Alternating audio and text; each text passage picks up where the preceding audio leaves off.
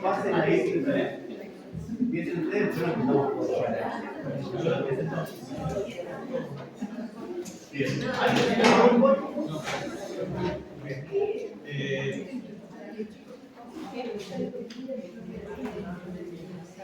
Bien. Bien, se ve muy bien.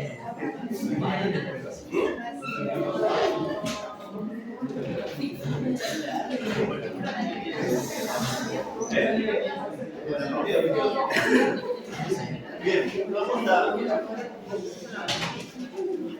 seguir con la siguiente. A ver, nosotros lo pensamos todo como una sola mesa y cuando terminamos, para unir las dos paneles, cuando terminamos, si alguien nos queda un ratito, hacemos comentarios, si no pasamos a la otra mesa, que también hay gente.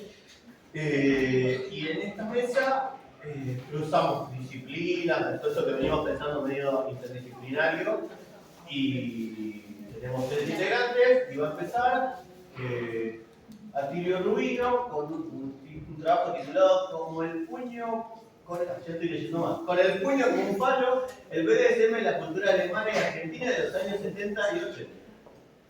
Bueno, le agregué la cultura sexodisidente Alemania y Argentina, que es un trabajo que originalmente era solo cultura alemana, pero cambiamos de mesa y bueno, readaptamos.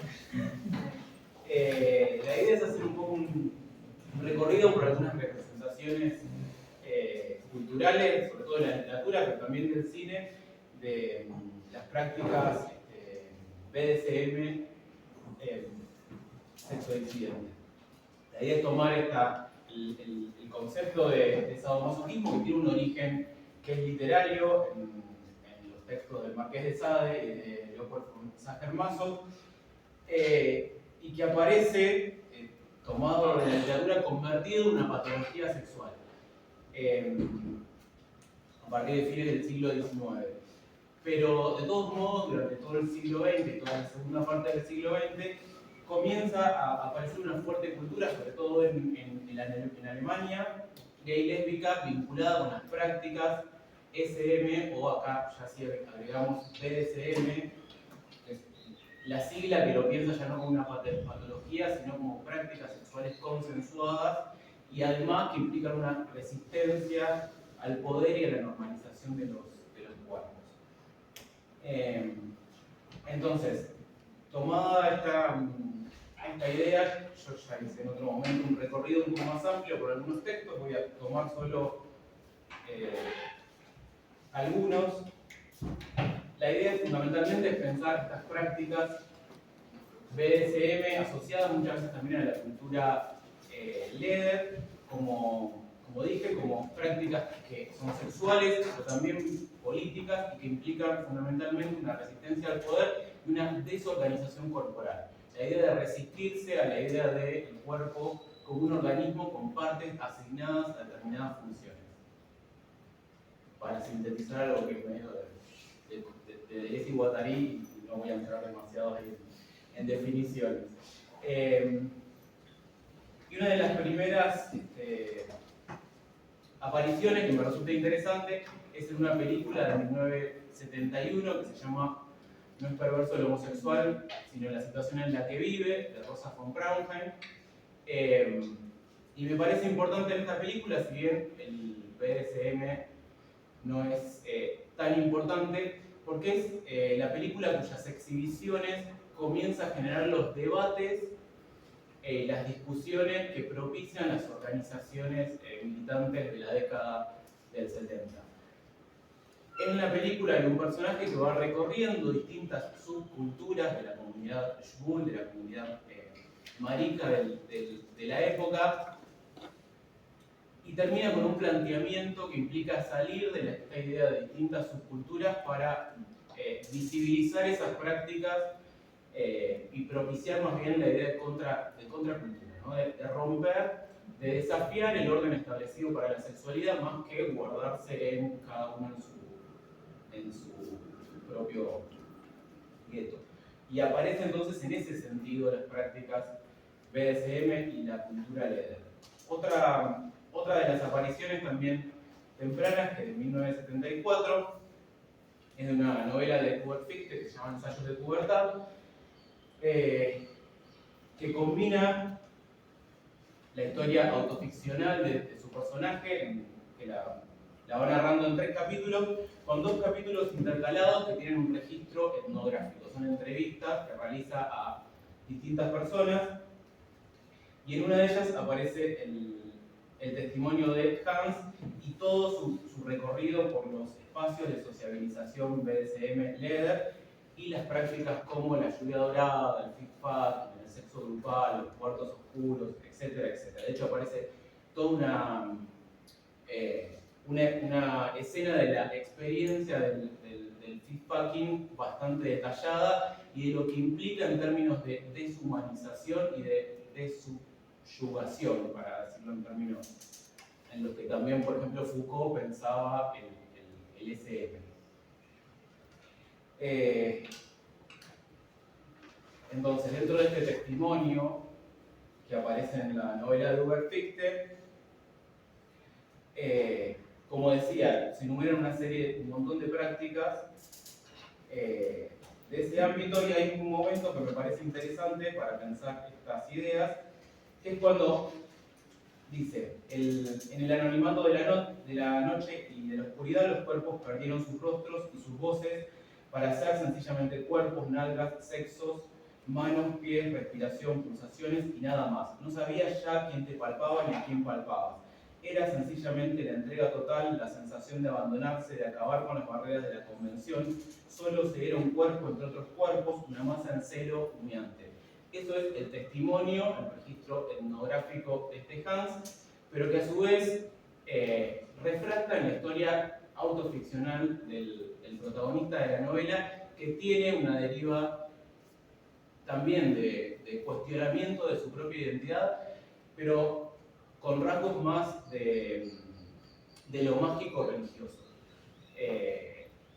Hubert Fichte también venía haciendo un trabajo muy importante etnográfico justamente a partir sobre los ritos mágicos religiosos en sociedades latinoamericanas. De hecho, bueno, investigó un montón en Brasil, y Néstor Perlonguer, el poeta, el sociólogo argentino, lo menciona en uno de sus ensayos de la última época, en el que Perlonguer estaba justamente también indagando en estas cuestiones, la etapa de la religión del Santo Daime y demás, y una de las lecturas que aparece ahí en Brasil era la de Hubert Fichte.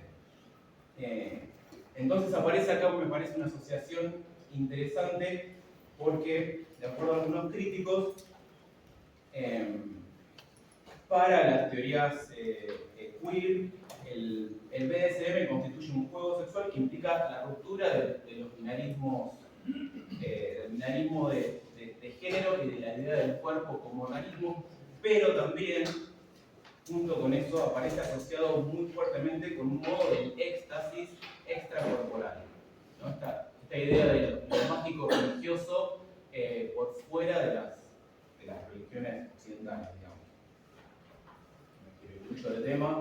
En un sentido similar también lo podemos encontrar en una obra de teatro de Fassbinder, que es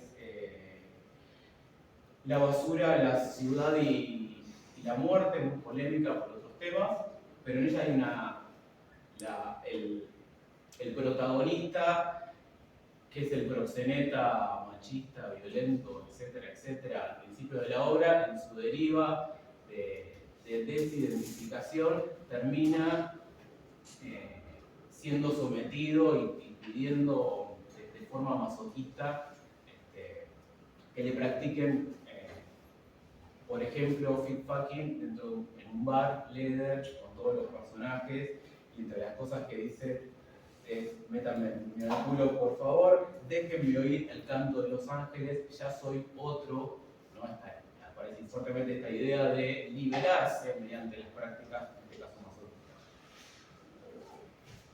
Bien. Último, me parece, alemán.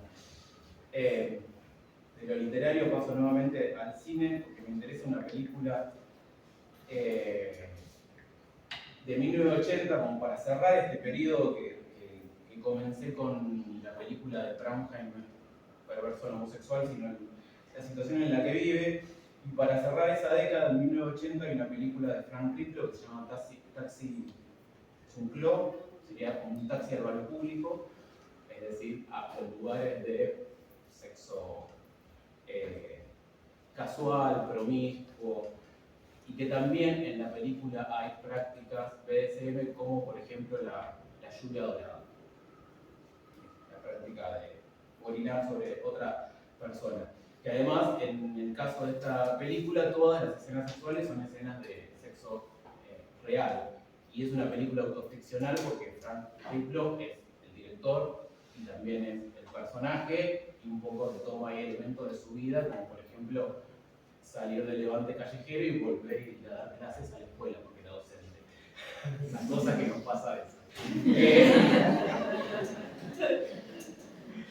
Lo que me parece interesante de esta película es que eso que decía antes compramos, dejar las subculturas y salir a tomar las calles para buscar la visibilidad y pelear por los derechos, 10 años después, en esta película ya es parte del pasado. Y lo que vemos es un personaje que puede experimentar el logro de esa generación de militancia, de poder llevar esa vida de libertad, pero que ahora aparece nuevamente amenazado por otras instituciones como la idea de la familia monogámica, ¿no? La familia monogámica heterosexual trasladada a las personas homosexuales. Una de las tensiones que recorre toda la película es él sale de Levante, pero tiene una pareja que le está exigiendo que vuelva a casa, directo del trabajo, digamos. Y a su vez aparece durante toda la película una enfermedad, ¿no? que es la amenaza de castigo no a la homosexualidad, sino a la vida promiscua de prácticas sexodisidentes. Una enfermedad que no es todavía el SIDA, porque la película es de 1980, pero que cuando uno la ve parecería estar hablando de eso. O sea, claramente ya se estaba respirando eso que después se iba a convertir en el uso biopolítico del virus para convertirlo en una pandemia homosexual.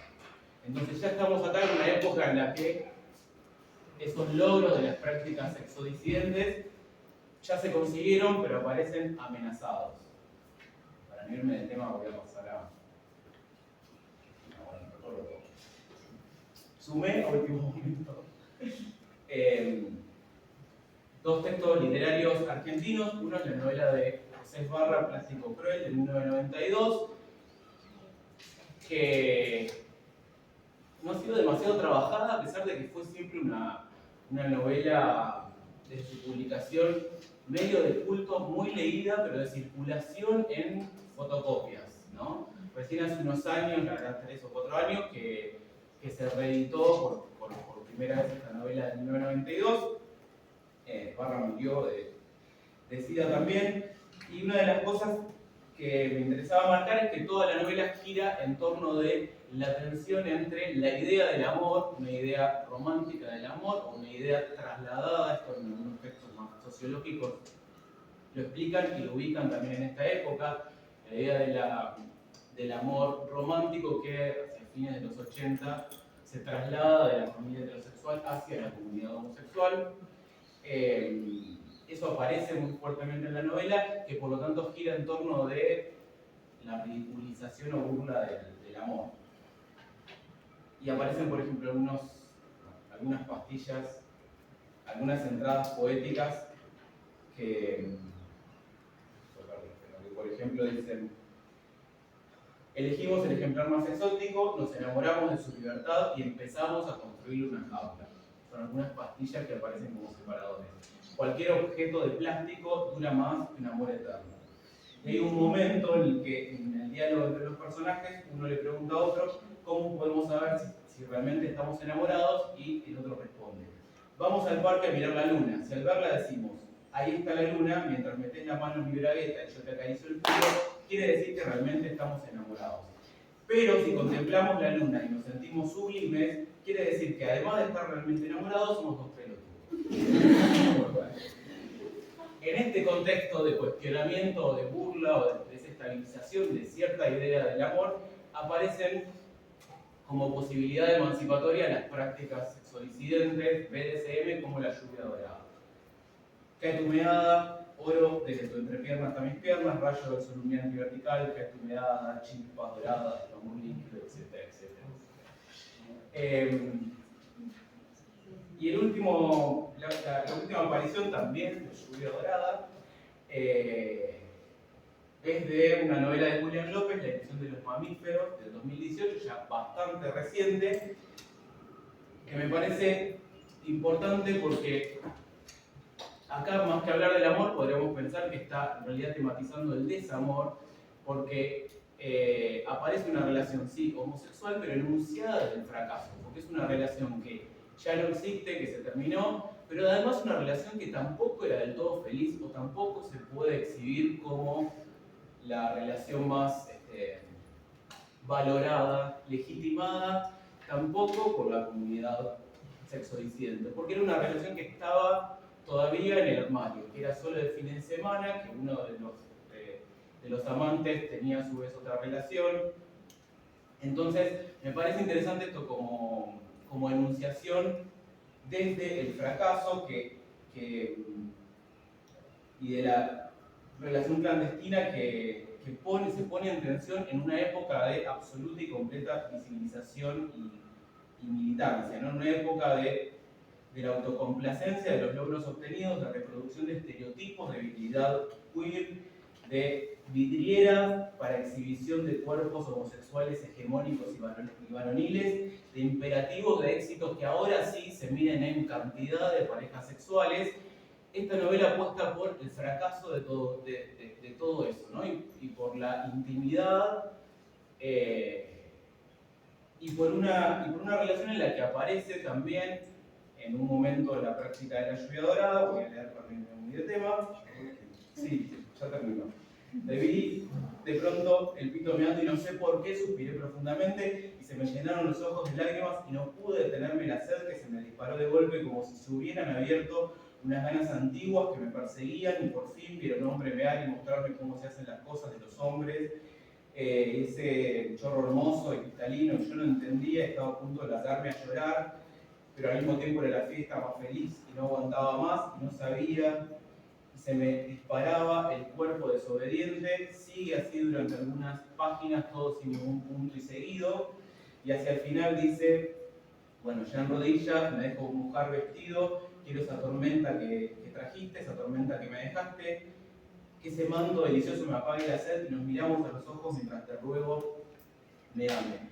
Lo que me interesa acá es pensar en que se trata ahora de una práctica en la intimidad, pero que aparece por arrebato, como si alejado de la militancia este cuerpo guardara el archivo de anteriores revoluciones que aparece sin entenderlo demasiado, ¿no? Y que aparece asociado a esto que Conflicte marcaba como la dimensión más mágico-religiosa, casi como un ritual, la práctica sexual en la que uno deja de ser uno, queda por fuera del cuerpo y la experiencia se vuelve extrasensorial. Entonces me parece interesante pensar esto como un contraste de momentos de hipervisibilización, una práctica que acá es íntima, pero que parecería traer, sin quererlo, de vuelta, bueno, este archivo de experiencias de generaciones anteriores, inconsciente y colectivo, en la intimidad.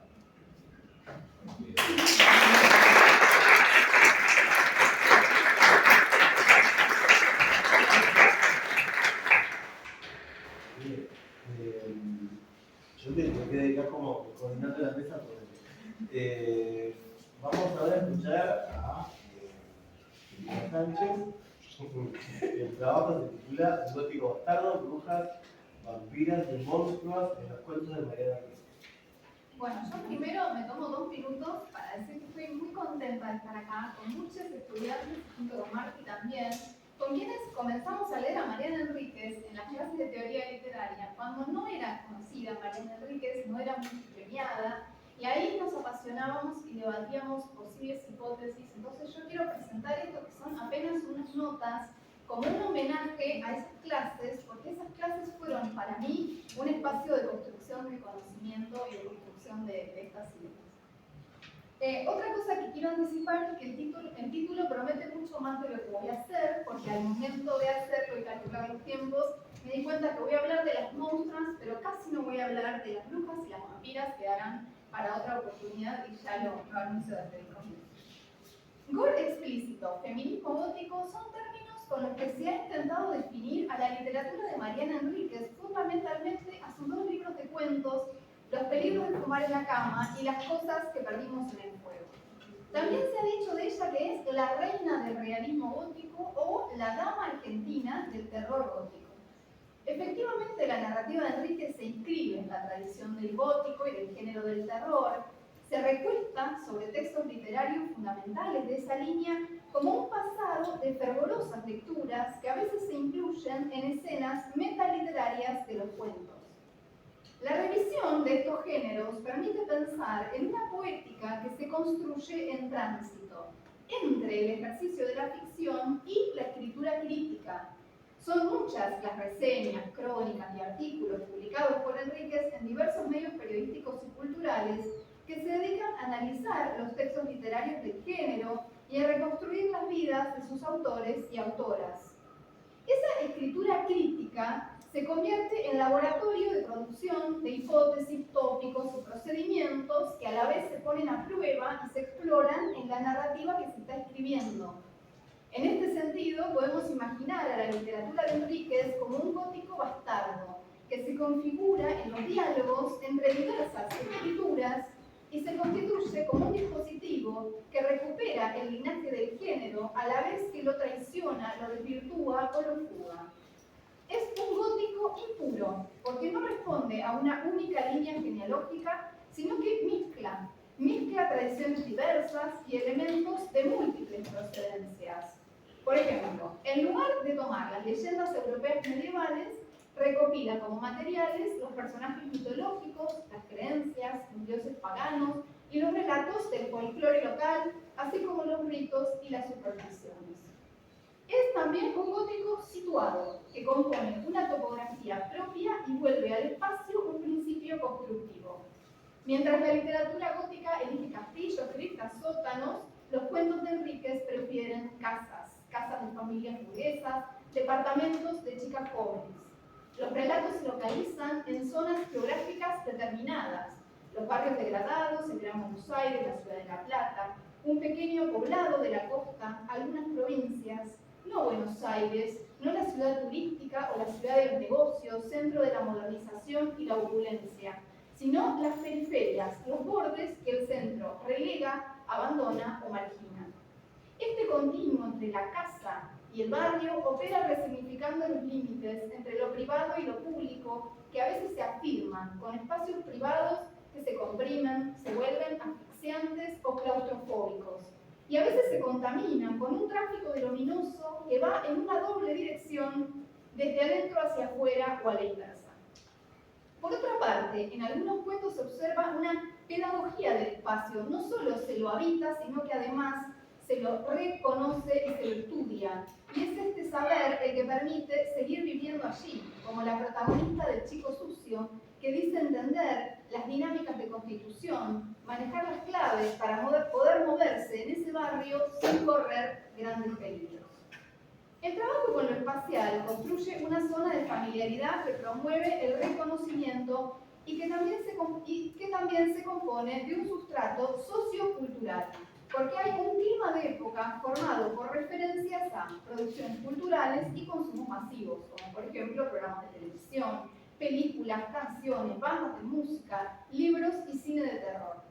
También hay alusiones a determinados acontecimientos claves de la historia reciente: la hostería como escuela de policía durante la última dictadura cívico-militar, los cortes reiterados de electricidad y la inflación durante el final del gobierno de Alfonsín, por poner solo dos entre muchísimos ejemplos posibles. Esa zona se vuelve la superficie inmediata y cercana donde lo extraño va a acontecer. Muchas veces los espacios además se animizan y devienen monstruosos, aspecto de su poética que Enríquez conceptualiza. Es ella misma la que dice que hay casas que no albergan un monstruo, sino que son un monstruo. Estos lugares monstruos que pertenecen al orden del mundo se replican en la narrativa de Enríquez. La casa abandonada que obsesiona a los niños y que, cuando los protagonistas entran en ella, parece despertar con sus vibraciones y zumbidos. La casa que deviene un bicho que tiembla y que se la traga de la para siempre. La casa que atrae y de alguna manera sujeta a la protagonista del chico sucio, quien asume: yo siempre estuve enamorada de esta casa. La casa santuario de la señora con su aljibe, como un pozo infinito que exorciza los miedos, pero a la vez se engulle la vitalidad de Josefina. La hostería, que se convierte en un espacio memorioso, capaz de albergar los gritos, los golpes, las corridas, el pánico de la última dictadura cívico-militar, entre muchas otras. La casa, símbolo del hogar, espacio de lo doméstico, lo cercano y lo íntimo, no solo se ve acechada por fantasmas, sino que es un fantasma, una presencia que retorna para restituir lo amenazante y lo traumático que alberga en nosotros mismos.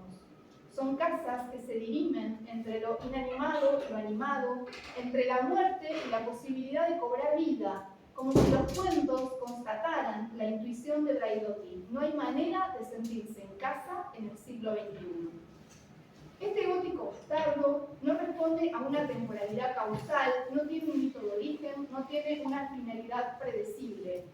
Es decir, si no reclama para sí un relato de unidad original, puede traicionar a sus padres y a sus madres para construir un devenir monstruoso del género. Los cuentos son mosaicos de restos, procedimientos nómades, mitologías paganas, referencias culturales, imágenes macabras que se mezclan para armar pequeñas piezas de máxima concentración donde lo fundamental es el efecto de una composición híbrida y heteróclita, y no tanto la genealogía de cada uno de los elementos con los que va componiendo. Muchos de los relatos de estos libros, además, van armando una galería de mujeres monstruosas. La narrativa de Enríquez se vuelve especialmente interesante para abordar la figura del monstruo y paso la explicación de por qué, porque es muy teórica, muy así. Entonces, esto lo dejamos para otra oportunidad. Vamos a ver cómo aparecen estas mujeres monstruosas, que son las que están anunciadas en el título, en los cuentos de Mariana Enríquez. Los cuentos de Enríquez testifican la experiencia de niñas y jóvenes que se fugan de la regla, que sienten cierta inadecuación con los mandatos sociales y culturales, siempre un poco imperfectas, anómalas, abyectas. En principio, son mujeres que descalabran los parámetros de la belleza normativa y de los cuerpos hegemónicos. Son desproporcionadas, se sienten demasiado gordas o se ponen excesivamente delgadas por años de comer poco y mal. Sus caras están pálidas, demacradas, con ojeras, delatan la falta de sol. El pelo muy grasoso, demasiado finito. Los mechones se le caen con solo tocarlos. Las mujeres bellas, atractivas, carismáticas son las otras. El espejo que relumbra todo lo que las protagonistas no son o no pueden ser. El cuerpo de las mujeres es un cuerpo dibujado, atravesado por las marcas que se realizan ellas mismas como un modo de hacer tangible cada una de sus afecciones. La piel se vuelve un lienzo para rasurar donde las heridas sangran y luego permanecen como cicatrices simétricas o férreas telarañas. El cuerpo es además zona erógena de exploración, donde dolor y placer se cruzan. Los cortes y las autolesiones se vuelven un orgasmo. La masturbación se prolonga hasta lastimar la piel.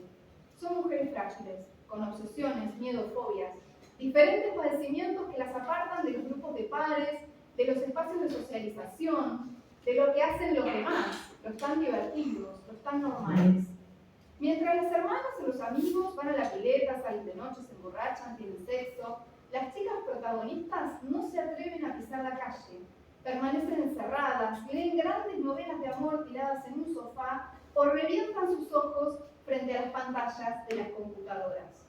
Hay una retracción hacia adentro, la casa, el departamento, la habitación, y también hacia el interior, de una subjetividad atormentada por diversos males.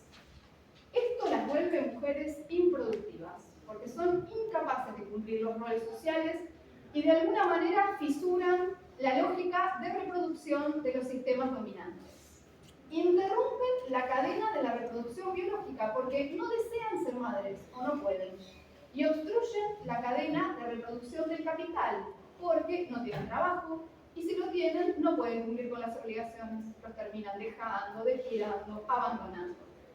Atormentadas por sus obsesiones, no pagan el alquiler, se olvidan de las cuentas, les cortan los servicios. De modo tal que desoyen el principal mandato de la lógica del capital. Los sujetos deben ser útiles y productivos. Son mujeres ociosas, que no hacen nada, nada pretenden o aspiran. Aletargan largas horas tiradas en una cama o un sillón, malgastando el presente de su juventud perdida, y que experimentan el porvenir como incertidumbre o vacío. Son los detritus del patriarcado y del capitalismo. Lo que no sirve para la reproducción. Lo que sobra, lo que estorba y finalmente perturba. Además, las mujeres de los cuentos de Enríquez descalabran la ficción de la familia feliz. Las relaciones entre padres, madres e hijas son un campo minado de desentendidos, incomprensión y gestos perversos. La familia puede ser el lugar de la traición, donde las madres son capaces de entregar a las hijas para salvarse o de olvidarlas para continuar con sus vidas pese a todo. Los padres varones suelen cumplir el rol de la explicación que intenta restituir el orden racional, el orden familiar desgarrado por la aparición de elementos extraños. Censuran las supersticiones, las creencias, los relatos, prefieren la retracción o el silencio, esconden los secretos familiares abajo de la alfombra.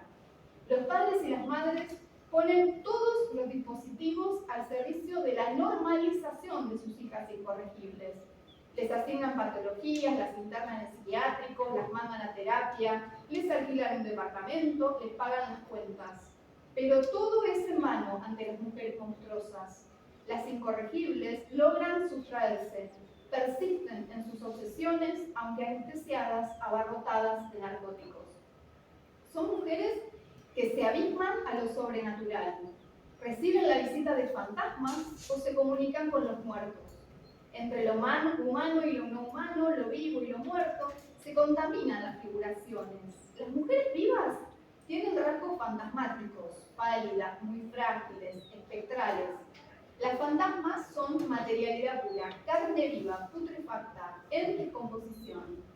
A veces intercambian sus lugares o se construyen como una especie de doble. Las mujeres monstruosas se calcan entre sí, al punto de que a los demás personajes les resulta difícil distinguirlas. Lo sobrenatural, al comienzo, puede despertar vacilaciones, pero luego muchas veces terminan siendo aceptados porque el régimen de representación ha corrido los límites entre lo real y lo irreal, ha corrido la tela que esconde a las fantasmas. Finalmente, las mujeres monstruosas auguran el tiempo de las alianzas y de los acoplamientos como modos de emancipación. En el cuento Las cosas que perdimos en el fuego, la monstruosidad se torna un ritual de peligrosa rebeldía. Las mujeres experimentan el pasaje de ser quemadas por nosotros como víctimas de la violencia de género a ser quemadas por ellas mismas. Mujeres que dejan de ser habladas por la voz patriarcal y se atreven a construir sus propios relatos y su propia versión de la historia, como el linaje con las brujas perseguidas por la Inquisición, que se recupera en el relato. Mujeres que rearman sus propias genealogías y pueden resignificar los vínculos en función de una causa compartida. Las mujeres ardientes, así se llaman las mujeres del relato, actúan en la clandestinidad, entre lo permitido y lo prohibido, porque lo intolerable ahora es producido por ellas, que abandonan la sumisión para entregar a las llamas sus cuerpos insurgentes. Las hogueras se incrementan, las mujeres no cesan, se zambullen en el fuego como en una pileta de natación y luego se cuidan, se sanan y logran sobrevivir. Y además, las sobrevivientes empiezan a mostrarse en los colectivos, en el supermercado, en el banco, en las veredas de los bares, exhibiendo una belleza nueva. La construcción de este linaje de mujeres monstruosas altera los regímenes normativos que constituyen a los individuos y a la comunidad. los mecanismos de inscripción y sujeción de lo vivo, haciendo del cuerpo un campo de experimentación incesante. Los cuerpos se vuelven materialidad informe e impura y se tornan plataforma de pequeños actos de rebeldía. El cuerpo que se resiste a los moldes hegemónicos, el cuerpo que desoye los mandatos, el cuerpo inútil que no sirve para la acumulación capitalista, el goce del cuerpo como deslizamiento hacia lo disruptivo. De modo tal que las mujeres monstruos de la narrativa de Mariana Enríquez desafían la dominación patriarcal y la gestión empresarial de las subjetividades y los cuerpos propias de la razón neoliberal, cual flores que arden o cuerpos que consagran sus cicatrices como ofrendas.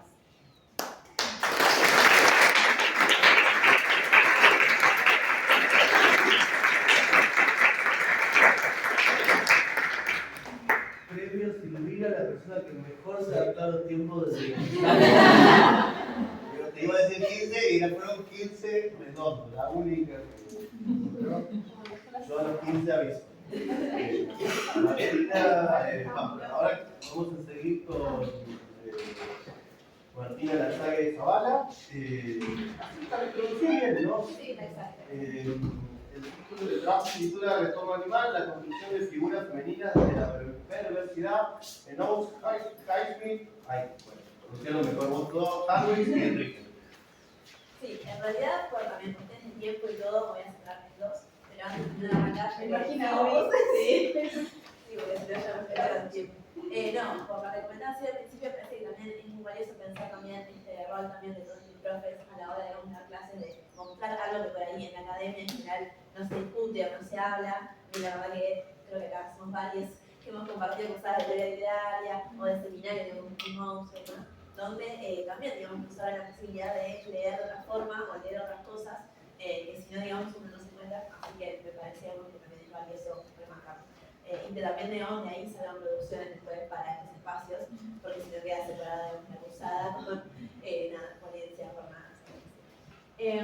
Pero bueno, a mí lo que me interesaba, digamos, poder charlar es en autoras, digamos, norteamericanas, además argentinas, bueno, qué es lo que les liga, ¿no?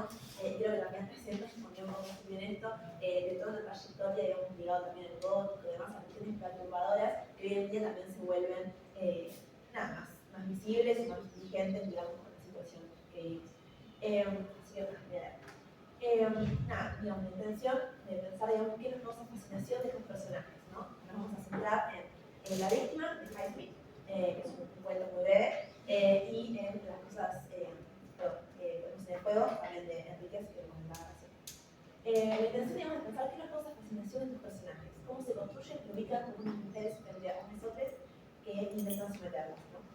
Al leer a Enríquez, Harrow sentimos un dejo de familiaridad, de incomodidad de alguna forma conocida.